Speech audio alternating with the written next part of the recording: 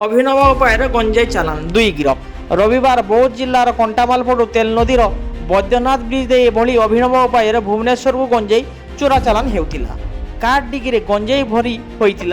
চোরা চালানকারী মানে কারর যান্ত্রিক ত্রুটি থিবা আଳରେ জরুরীকালীন টাঙ্গি সেবা রিকভরি ক্রেন দ্বারা কারকু রাস্তায় টানি টানি নেবার অভিনয় করে। রিকভরি ক্রেন টানি নেউଥିଲା। সুবর্ণপুর এসপি নারায়ণ নায়কଙ୍କୁ বিশ্বস্ত সূত্রରୁ খবর মিলিଥିଲା। এসপিଙ୍କ ନିର୍ଦ୍ଦେଶ କ୍ରମେ ସୋନପୁର ଆଇଆଇସି ଯାଦବବାଗ ଖୋର୍ଦ୍ଧା ବଲାଙ୍ଗୀର 57 ନମ୍ବର ଜାତୀୟ ରାଜପଥର ଝିଙ୍କିଠାରେ ନେଇଯାଉଥିବା କାରକୁ ଜବତ କରିଥିଲେ। ତେବେ ପ୍ରାରମ୍ଭିକ ତଦନ୍ତରୁ ଅଟକ ରଖି ତନଖି କରିଥିଲେ। ତନଖି ସମୟରେ କାରଟିରୁ ଗଞ୍ଜେଇ ମିଳିଥିଲା। ମାଜିଷ୍ଟ୍ରେଟ ତଥା ସୋନପୁର ତହସିଲଦାର ଜି ରଶ୍ମିରେଖାଙ୍କ ଉପସ୍ଥିତିରେ ଗଞ୍ଜେଇ ଓଜନ କରାଯିବା ପରେ 55 କିଲୋରୁ ଉର୍ଦ୍ଧ୍ୱ ଗଞ୍ଜେଇ ଜବତ ହୋଇଥିଲା। ଏହି ଘଟଣାରେ ପୋଲିସ ଦୁଇ ଚୋରା ଚାଲାନକାରୀଙ୍କୁ ଗିରଫ କରିଛି। ପୋଲିସ ଅଧିକ ତଦନ୍ତ ଜାରି ରଖିଛି।